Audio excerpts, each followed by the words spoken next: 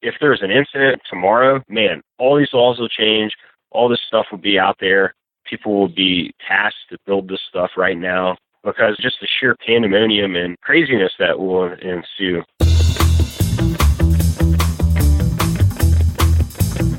You're listening to the Drone Radio Show podcast, the show about drones and the people who use them for business, fun, and research. Hosted by Randy Goers. Hello, everyone. This is Randy Goers, and welcome to the Drone Radio Show podcast, episode 167. How can we make our skies safe from possible drone incursions? If you ask today's guest, he would say it all starts with Congress. Rob Thompson is the co-founder of the Counter UAS Coalition, an organization that advocates for public affairs and public policy for counter-drone technology in Washington, D.C. The coalition was formed to help industry stakeholders engage government in proactively forming sound public policy and bringing to the forefront the best-in-class counter-UAS solutions.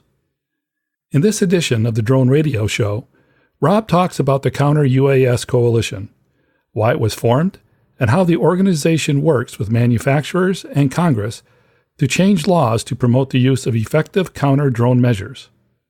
But before we hear from Rob, I want to thank those of you who have been supporting my funding campaign on Patreon. For as little as $1 per month, you can help defray the costs of production and keep the podcast going and growing. Go to patreon.com/drone radio show to join the team. Now let's learn how the CUAS Coalition is working to make our skies safer from potential UAS incursions with Rob Thompson. Let's pick up the interview where I asked Rob to introduce himself. I'm Rob Thompson. I'm co-founder of CUAS Coalition. I've been involved in aviation all my life. I'm a third-generation commercial pilot, and my family's been consulting with the FAA for a very long time. And, our coalition was founded to have major changes in our legislation on Capitol Hill to allow for the usage of civil defense in counter-drone products. Rob, what is the CUAS Coalition, and why was it created? The coalition was created once I found that there was so many different laws that using counter-drone equipment affected. I think at last count it's 23 different criminal code laws that could be possibly broken or potentially you be in violation of, anywhere from the Communications Act of like 1932 with wire fraud and tapping and hacking and stuff like that, all the way fast forward to cyber concerns and recently with the overtaking of an aircraft through the FAA's regulations. Who does the organization represent? We represent manufacturers of CUAS equipment who are trying to change the laws so that their equipment is legal to use, not just detect, but also be able to mitigate. We do not support equipment manufacturers that use any kind of jamming capabilities, because I personally know that the FCC will never allow a jammer here on civil homeland turf, because their philosophy is to keep a channel nice and clean. And when you're using a jammer, it's actually not doing anything close to that. And you certainly wouldn't want to use a jammer at an airport or downtown in any areas. So I see that as pretty useless here in the United States. But if the warfighter wants to use that in another country, then that's a perfectly viable weapon. However, they've had some problems with these things in the mid-2000s to like 2010. There was a lot of different problems with using jammers in the field. Are you able to talk about the members? Would we recognize any of the manufacturers? Right now, we're keeping a lid tight on actually who the members are, but there are definitely top companies that do not use a jamming product and do not use any kinetics at this point. And then there's also asset owners that want to remain nameless. Also, people that are affected by Department of Corrections in various states. What are some of the ways in which the coalition advances its mission? We have a multiple approach here. We started taking equipment manufacturers to Capitol Hill to visit their legislative people that are in charge of it, usually in their home states. And then we took them to the various offices and committees that oversee certain things, such as commerce and security on both Senate and Congress side. And after a while of consistently being up there, you learn exactly who the people are that are in control of changing the exact laws that you want to have changed, or an exemption process or something of that nature. So we first specifically drilled in on the military in the NDAA 2018 to be able to insert language that would allow the warfighters on home territory to be able to use counter-drone mitigation tactics on their bases. And that was a very good place to start because it was the easiest thing to change. Everyone was pretty much in favor of that, and it didn't seem like they were changing too many laws, and it's the military. And I used that as leverage now to create a few bills specific to civilians, because of the logic behind that was that someone who's an adjacent property owner to the military has the exact same liability if they're shooting drones out of the sky as someone, let's say, who lives next to a prison, which is pretty close to the same thing, or just someone with some property anywhere else where someone might be using counter-drone equipment. Something else that's moving at the same time I was doing this is that the threat level was increasing, from ISIS using these things, the Mexican cartels using explosives on drones and turning them into nasty weapons.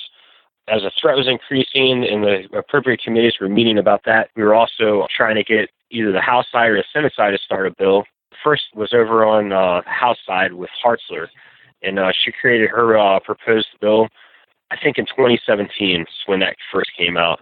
And we were fortunate enough to be working with that office for almost a year and got language inserted and helped guide them through the process. And they found the appropriate channels to be able to sponsor the thing. And I don't know exactly where that one stands, but the one that looks like it's more successful right now is the one that's coming out of the Homeland Security Committee over on the Senate side.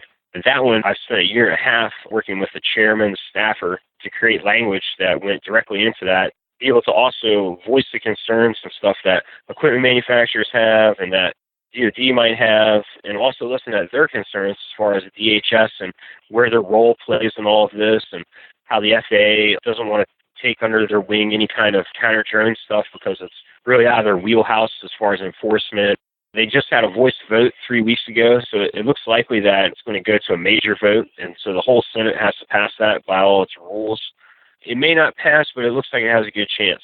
Even if it passes, it's not like it's just a free-for-all, because now there's going to be licensing and a lot of different other areas of development, such as training and after licenses. So it's not completely over yet, but if you're an equipment and manufacturer, you'd be highly advised to get in on this thing because you're the people that's being benefited from it. And if you have certain equipment, like, we've already said jammers are out. If you have other kinds of equipment, you want to do something special like kinetics, DHS is going to be the people to talk to, because we're trying to create various licenses for counter-drone equipment operators. So what's the bottom line if the bill passes? In this bill through the Senate, it would basically give authority in a blanket exemption to law enforcement, but at the higher levels, not necessarily local law enforcement, but you might have state troopers in certain states, and then all the intelligence agencies, and then DHS employees as well. As the bill looks now, the intelligence agencies, police of some fashion, FBI and DHS are going to be the people that's going to be using this stuff.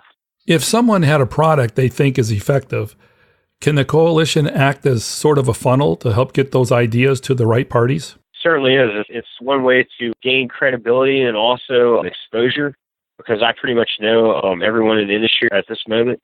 I've been invited to most of the important things that's happening right now, such as DHS's CPAC UAS Security Working Group, and then I'm one of the technical subject matter experts there.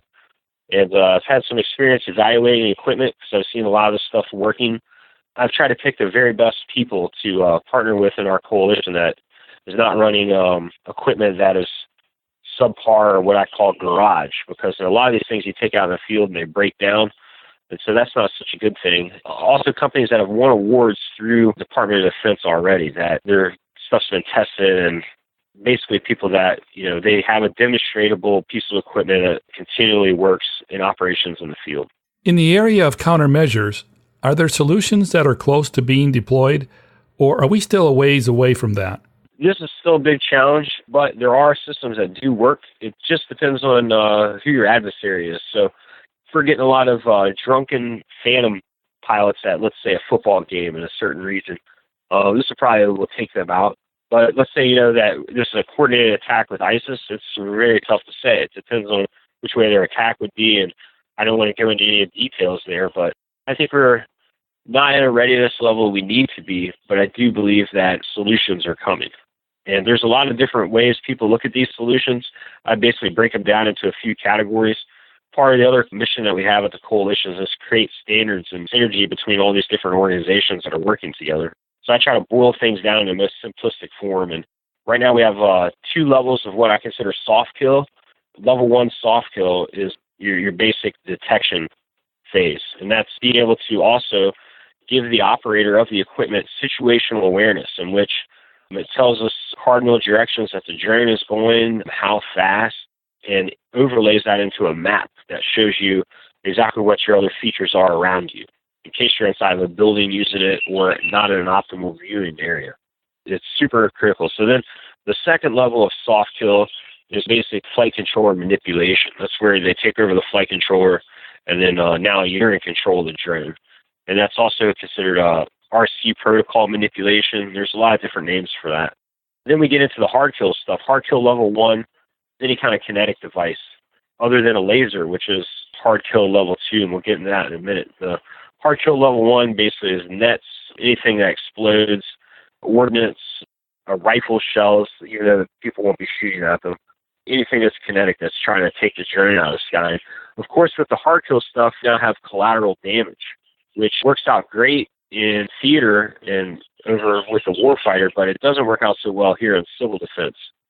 So the soft kill stuff, I think, is much more appropriate to be used here in the United States. But in war, then that brings us to the last one, which in war I think is very effective if you're not doing intelligence gathering, because you actually want to bring the drone home and take the cards off and get some information off the drone. But the laser itself, it knocks it completely out of the sky and fries it. So that's pretty good, Nick. It doesn't take too long. It doesn't have to track it very long. So it could hit multiple swarm targets, because that's one area I think we're not at a readiness level at. People need to be coming up with solutions. What's been Congress's response in acknowledging the potential threat? Let me back up to 2016 when I would go down and visit them. They would say, this looks very good, but we're too leery of changing anything because of all the different laws this affects throughout the many different committees. So we go on the House side, and it's 5 committees have to vote on something like this. So that would be per law. So if there's 23 laws, criminal laws that you've gone through, the Justice Department has to step in and review things. FCC reviews things. And then all these different committees all would have to vote on each one, yes. So, that's a cumbersome process. So then the Senate decided they would just do an exemption, and it took a year and a half, almost 2 years of convincing, of going down and seeing the very people in control of that process monthly and telling them why and collecting more information from DOD, FBI, and those folks. And they were having their meetings, in secret intelligence committees and being briefed, all the senators and stuff, basically saying the same stuff that I'm seeing coming off the internet, because there's people on Twitter that post all these different battles and the drone videos and stuff like that, these people are training other folks how to do this, and they're becoming more and more sophisticated. So if something's not done, then it only makes sense that it would be brought here to the United States. And especially that a while back they were releasing videos on how to make all this stuff, and they were saying, leave the war now because things were winding down, and head back to your homelands and build this stuff. So, that's got people scared in a lot of different ways. Then, we might see over in Europe some of this stuff used maybe before here, because there's a higher concentration of people who came back in that region of the world. Also, with the big soccer games and such, it's bigger crowds there, and they take their football and stuff a lot more seriously than we do. How is the commercial industry approaching this situation? The commercial drone industry, they just want to be able to operate legally, because they've spent the time and the money for the 1-7s. There's a lot of people out there who try to do things right. And I know there's a lot of people out there that do things wrong just to make a couple bucks. But that's for another conversation. The people who are doing things right, they want to be able to, let's say something happens that they're unaware of. They would like to be known that in this area at this time, there's going to be some counter drone equipment, and maybe I'm not going to be able to do my shoot there today or something. Now, obviously for security purposes, some of this stuff is just going to pop right up. Someone will pop up with some counter drone equipment, and your drone, hopefully, in a few cycles out, flight controllers will be able to warn you of that before you even take to the air. Hey, shouldn't be flying. We've already picked you up, because there is equipment that can do that. It's just depending on how strong your antenna is and where it's placed. So different folks will experience different troubles with that, and I think they'll be upset, but some of that could be national security that they'll never be made aware of. That's one reason why I've tried to say only super qualified individuals should be operating this stuff or have access to it, because there's a lot of potential for harm. In your mind, is there a lot of overlap and commonality between the commercial drone industry and the counter UAS industry? Or do you see these as two separate but related industries? Yeah, I see it as completely two different industries.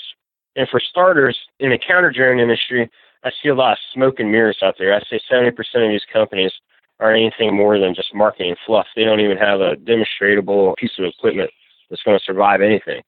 That's a little disheartening, but it takes a lot of expertise, and quickly people with expertise can sort through folks that don't have expertise. So they don't last too long and the word gets out.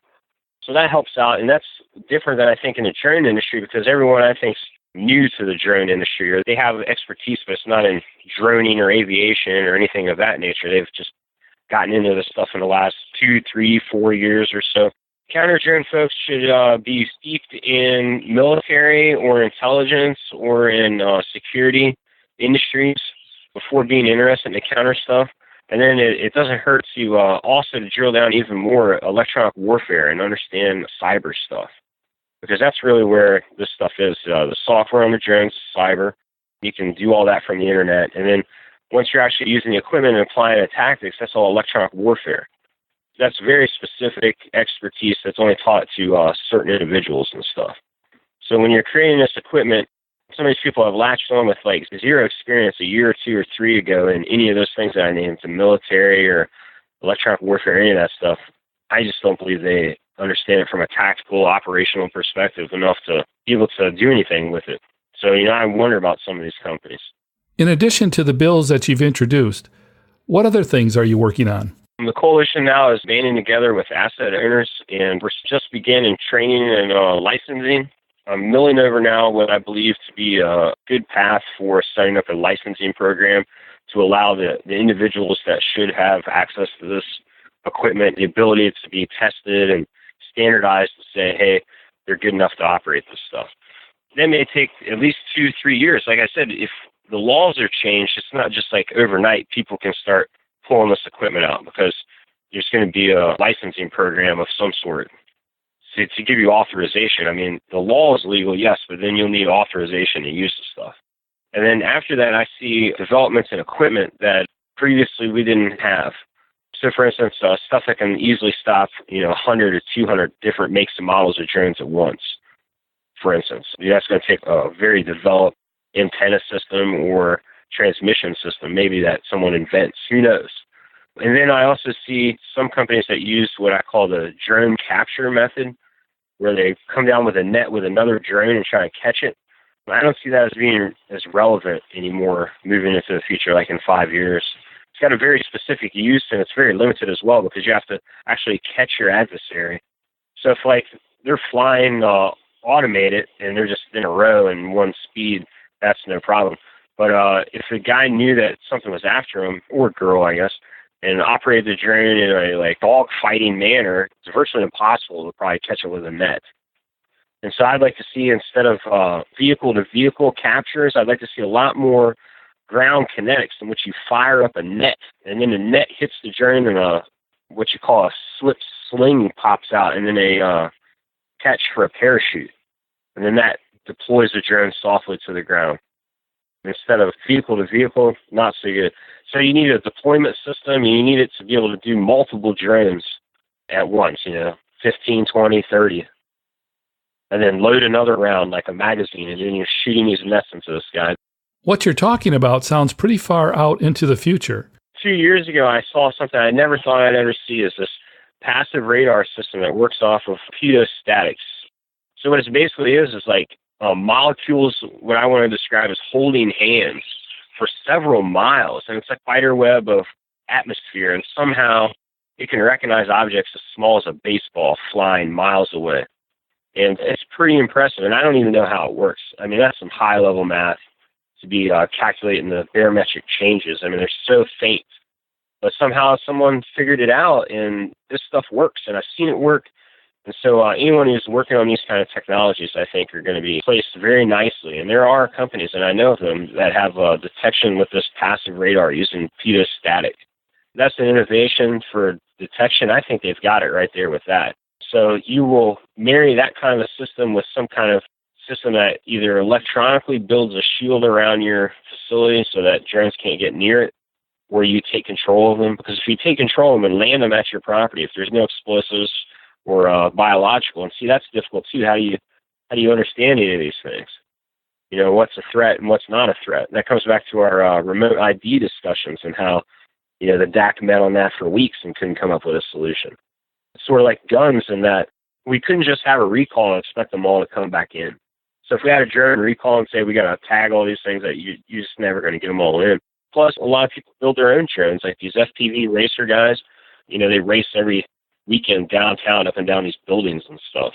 And no one's been killed yet, but at the same respect, it's hard to manage those guys and then also say that, you know, we're looking for adversaries that'll do corporate espionage and foreign espionage and still not police these other folks, you know. So they kind of all get lumped into one category if you're flying downtown, let's say. What about funding? I mean, a lot of money is earmarked for the UTM, for example. Is there a similar earmark for Counter UAS? No, not to my knowledge, and that's because the laws haven't been changed yet. Once the laws are changed, then I see technology and innovation coming together and them creating more of a national mandate. And I tell you, one thing that, since I've known when I first got into this, is if there's an incident tomorrow, man, all these laws will change, all this stuff will be out there, people will be tasked to build this stuff right now, because just the sheer pandemonium and craziness that will ensue at one of these, you know, stadiums or large crowd gatherings or wherever it take place, just like we had in Las Vegas and stuff with that shooter. You know, we could have something else where people are like stampeding to try to get out of like a stadium or something. Pandemonium creates a lot of unforeseen scenarios, so we just won't know until something like that, God forbid, takes place. I certainly hope it doesn't happen. If we had people that understood this stuff better and weren't so leery about changing the laws, we could have a lot better protections built for civil defense right now.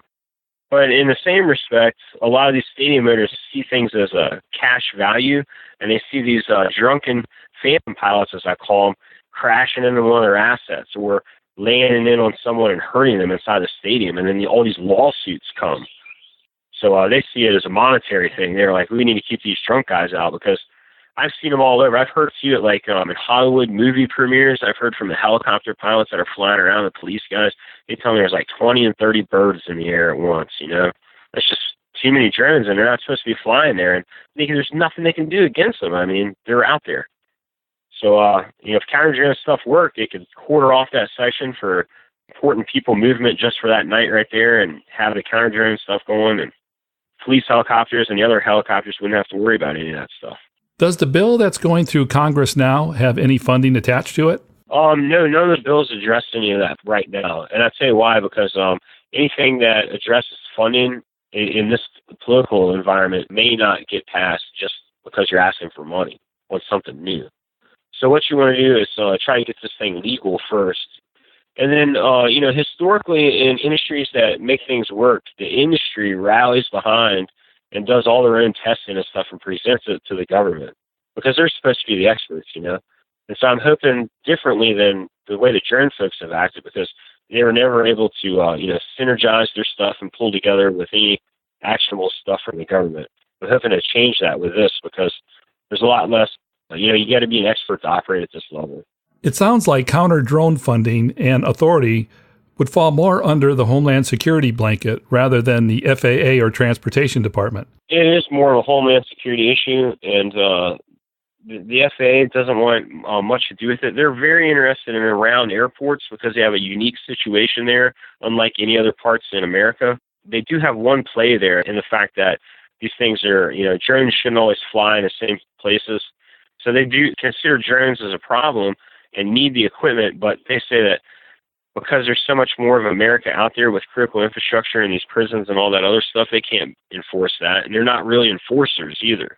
We've seen that with a problem with the drone people as well, because the FAA could send you a paper, a written letter, and your license that you've paid money to gain as a manned pilot costs so much money that if they were to send you a letter like that, you're definitely going to comply. You know what I mean? Because they'll just yank your license and then just wait for you. And then they could lock you up. That's a federal offense and stuff, you know, if you're out flying without a license. And so that was how they controlled everyone through enforcement. But a drone, people don't have anything to lose. And, you tell someone they can't fly a drone again. I mean, what? How do you stop that? You can't.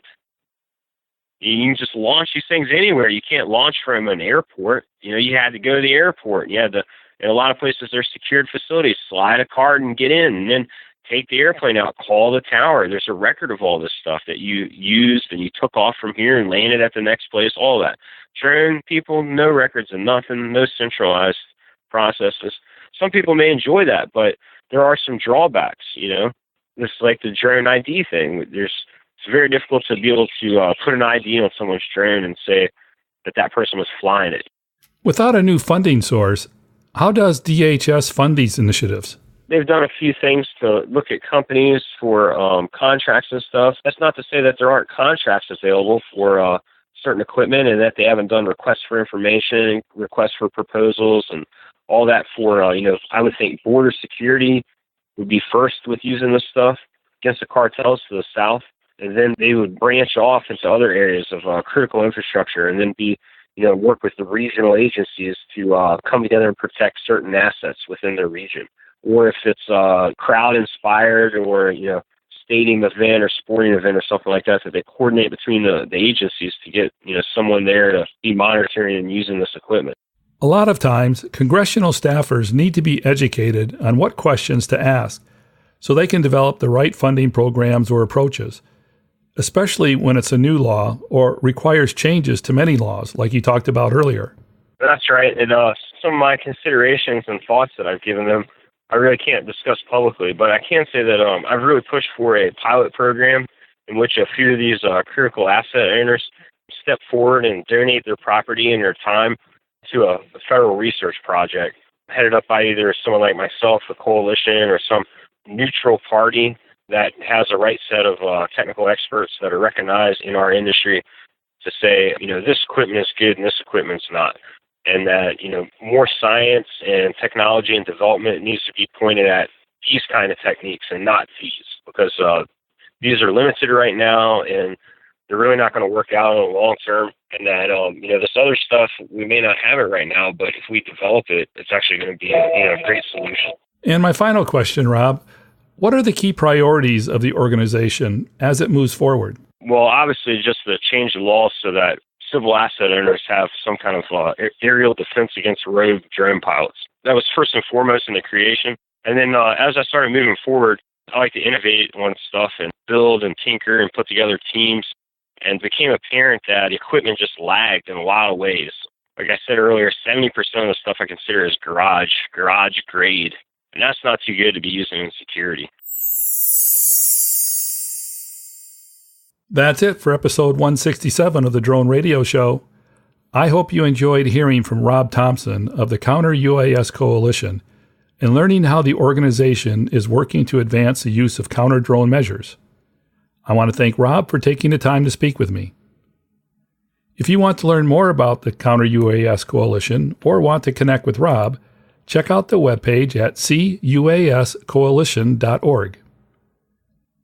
If you like the Drone Radio Show, please consider supporting the podcast with a small donation. The content is always free, but for as little as $1 per month, you can help defray the cost of production. To donate, go to patreon.com/Drone Radio Show. And thanks for listening. Your support means a lot to me, and I hope you'll listen to more episodes of the Drone Radio Show podcast to hear how others are using drones for business, fun, and research. For the Drone Radio Show, I'm Randy Goers. This has been the Drone Radio Show podcast. More information on today's show can be found on our website at www.droneradioshow.com. If you're using drone technology for business, fun, or research and would like to share your experience on the show, please visit our website and fill out a guest appearance application. And don't forget to follow us on your favorite social media channels.